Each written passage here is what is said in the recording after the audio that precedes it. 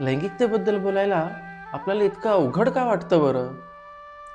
म्हणजे आपण प्रेमाबद्दल बोलतो, लग्नाबद्दल बोलतो, इतर नात्यांबद्दल बोलतो किंवा नात्यातील इतर गोष्टींवरती पण बोलतो.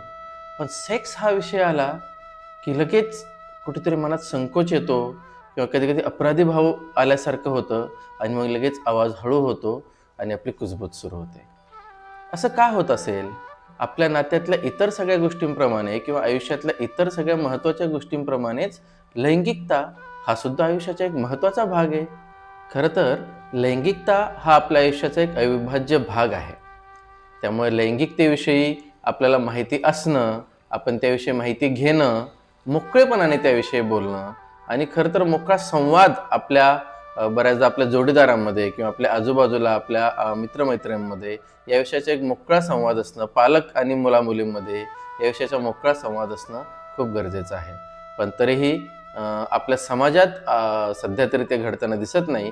लैंगिकता म्हटलं की एक संकोच, एक प्रकारची भीती, लाज सगळ्यांच्या मनात येताना दिसते.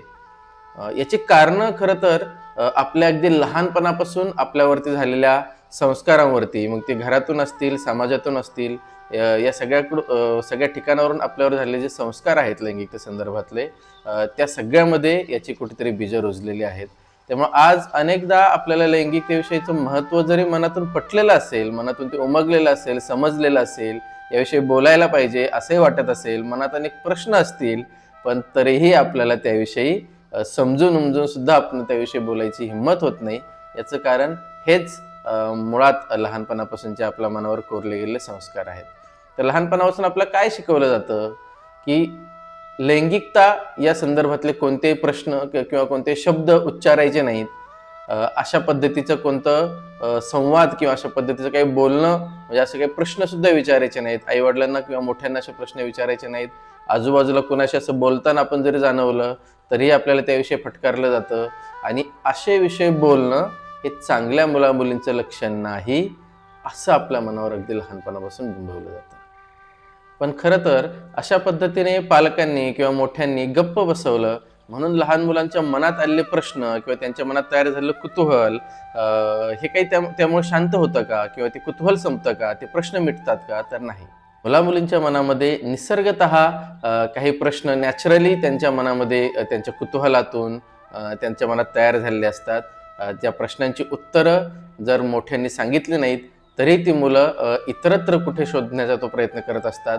ते प्रश्न मनात घेऊनच ते मोठे होत असतात आणि जिथे कुठे संधी मिळेल, मग आजूबाजूच्या एखाद्या मोठ्या मित्राकडून, गल्लीतल्या कोणत्या मित्राकडून किंवा शाळेमध्ये, कॉलेजमध्ये, जिथून कुठून पुस्तकांतून किंवा आता ते इंटरनेट अगदी सहज मुलांना उपलब्ध झालं आहे, त्यामुळे इंटरनेटच्या माध्यमातून असं जिथून कुठून त्यांना माहिती मिळवता येईल. हल्ली तर आपण अनेकदा पाहिलं की अगदी लहान मुलं, लहान वयापासून मुलं पॉर्न पाहायला सुरू झालेली आहेत. त्यामुळं पॉर्न फिल्मसुद्धा आता मुलांपासून फार दूर राहिलेली नाहीत.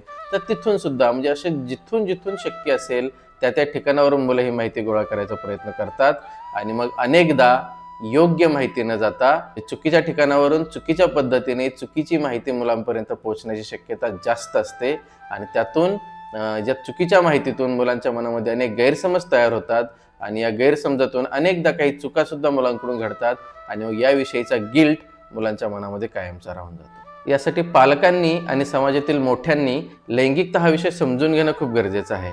कारण लैंगिकता या शब्दाविषयी इतका गैरसमज झालेला आहे, की लैंगिकता म्हटलं की फक्त सेक्स एवढाच विषय सगळ्यांच्या मनामध्ये येतो आणि म्हणून त्याविषयी अधिक टॅबू किंवा मुलांना त्याविषयी त्यापासून परावृत्त ठेवणं याकडे जास्त कल दिसतो. पण खरं तर लैंगिकता यामध्ये अनेक वेगवेगळ्या गोष्टी असतात. त्याच्यामध्ये सगळ्यात पहिली गोष्ट म्हणजे स्वतःच्या शरीराची ओळख आणि त्याचबरोबर इतर मुला-मुलींच्या सगळ्या शरीराची ओळख असणं, हा त्यातला पहिला मुद्दा आहे.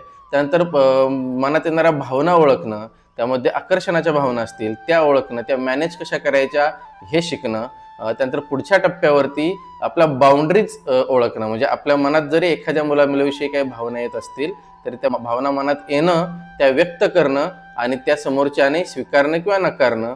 तो नकार कसा पचवायचा याविषयीच्या काही गोष्टी असतील.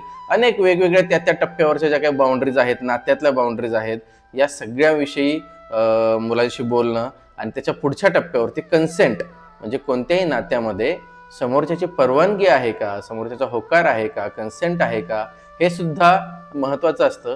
असे अनेक मुद्दे म्हणजे वेगवेगळे लैंगिकतेचे प्रकार असतील ते सुद्धा समजून घेणं, त्या लैंगिकताच्या वेगवेगळ्या लैंगिकता असणाऱ्या व्यक्तींचा सन्मान करणं, त्यांची लैंगिकता मान्य करणं, या सुद्धा गोष्टी लैंगिकतामध्ये येतात. त्यामुळे हे सगळे आयाम जर लैंगिकतेच्या पालकांनी समजून घेतले आणि त्याविषयी जर ते मुलांशी त्या त्या टप्प्यावर व्यवस्थित बोलू शकले, मोकळेपणाने मुलांना आपल्या लैंगिक अवयवाविषयी सांगू शकले, त्यांच्या लैंगिक भावना ज्या असतील, आकर्षणाच्या भावना असतील किंवा इतर मुलामुलीविषयी येणाऱ्या भावना असतील, त्यांना जर ते व्यवस्थित हाताळू शकले, त्यांच्याशी छान संवाद करू शकले, तर मुलं अगदी विश्वासाने पालकांशी या गोष्टी बोलतील आणि त्या त्यावेळी मुलांच्या मनातल्या शंका, मुलांच्या मनातलं कुतूहल, मुलांच्या मनातले लैंगिकतेविषयीचे प्रश्न जर शमवता आले किंवा पालकांना त्याविषयी जर मुलांच्या मनात विश्वास तयार करता आला, तर मुलं त्याची उत्तरं इतरत्र शोधायचा प्रयत्न करणार नाहीत आणि चुकीच्या माध्यमातून चुकीची माहिती मिळून मुलं फसणार नाही, त्यांची फसगत होणार नाही, यासाठी पालकांनी दक्ष होणं नक्कीच गरजेचं आहे. हा झाला अगदी मुलांच्या टप्प्यावरची गोष्ट. पण लैंगिकता हा फक्त मुलांच्या टप्प्यावरती संपणारा विषय नाही, तर अनेकदा लैंगिकता या विषयावरती मोकळेपणाने संवाद न झाल्याने किंवा आपल्याला त्याविषयी कधी माहिती न मिळाल्याने किंवा आपण त्याविषयी माहिती न घेतल्याने अगदी पुढच्या टप्प्यावर म्हणजे प्रौढत्वाच्या टप्प्यावर असेल किंवा अगदी लग्न नंतरच्या वैवाहिक आयुष्यावरती सुद्धा या लैंगिकतेविषयी समजून न घेण्याचा किंवा लैंगिकतेविषयी मनात टॅबू असण्याचा परिणाम होत असतो. तो कसा? तर उदाहरणार्थ, लैंगिकता या विषयावर जर आपल्या मनामध्ये टॅबू असेल किंवा आपल्या मनामध्ये याविषयी बोलायचं नाही किंवा हा विषय घाणेरडा किंवा हा विषय वर्ज्य असं जर आपण ठरवलेलं असेल, तर बऱ्याचदा जोडीदारामध्ये आपली स्वतःची लैंगिक आवड निवड ही सुद्धा सांगितली जात नाही, त्याविषयीचा सुद्धा संकोच मनात ठेवला जातो. हा विषय कसा बोलायचा किंवा मी त्याला कसं सांगू की मला हे आवडत नाही किंवा मला हे जास्त आवडतं, तू असं जास्त करत जा, किंवा मी तिला कसं विचारू की तुला काय आवडतं किंवा मला काय आवडतं हे मी तिला कसं सांगू. हे सगळे प्रश्न, हे सगळे संकोच मनात राहतात आणि त्यामुळे मोकळेपणाने बोललं जात नाही आणि बोललं न गेल्यामुळे एकमेकांच्या मनात एकमेकांची इच्छा पूर्ण न झाल्याने किंवा काही इच्छा लादल्या गेल्याने, इच्छा नसताना काही गोष्टी केल्या गेल्याने नाराजी तयार होते, निराशा येते. बऱ्याचदा त्यातून असंवाद किंवा त्यातून दोघांमधले नात्यातील बरेच विसंवाद वाढत जातात, तफावती वाढत जातात, एकमेकांना समजून घेतलं जात नाही.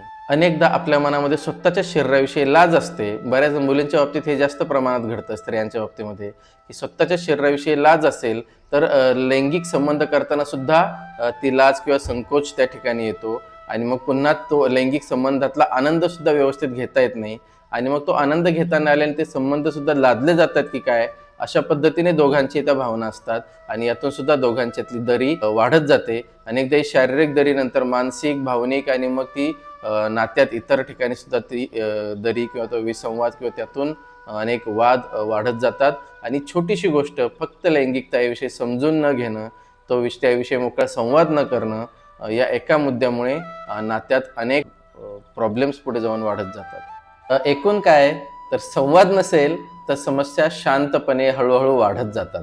आपल्याही नकळतपणे समस्या वाढत राहतात आणि आपण अनेकदा त्या समस्येचा भाग होत जातो. मग यावर उपाय काय किंवा याविषयी बोलायचं ठरवलं तर बोलायची सुरुवात कशी करावी, तर त्यासाठी सगळ्यात पहिलं एक लक्षात ठेवायला हवं की योग्य शब्दांचा वापर करायला हवा.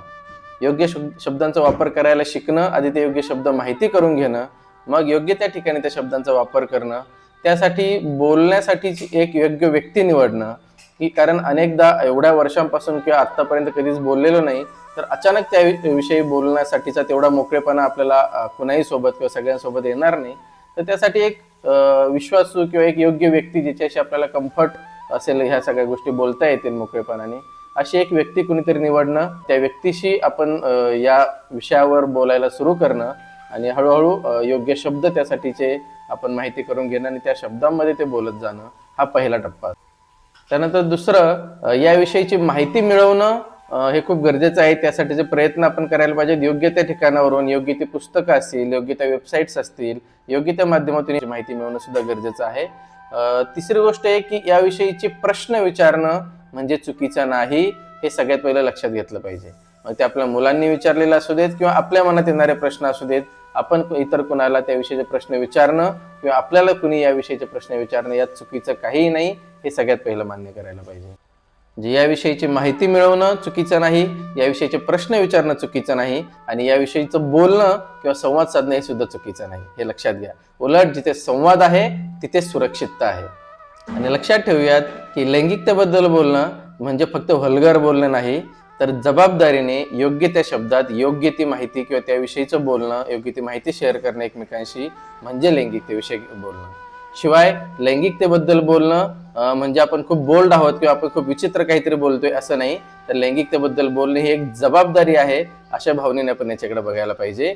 आपण जर जबाबदारीने लैंगिकतेविषयी मोकळेपणाने बोलायला लागलो आणि आपल्या लहान मुलांशी सुद्धा आपण जर मोकळेपणाने लहानपणापासून त्यांच्याशी लैंगिकता या विषयासंदर्भात बोलायला लागलो, तर आपली पुढची पिढी ही अशा पद्धतीच्या संकोचामध्ये, भीतीमध्ये किंवा कोणत्याही गिल्टमध्ये, गैरसमजामध्ये वाढणार नाही, तर उलट ती अधिक माहितीपूर्ण आणि अधिक जबाबदार, अधिक सुरक्षित वातावरणात ती वाढेल.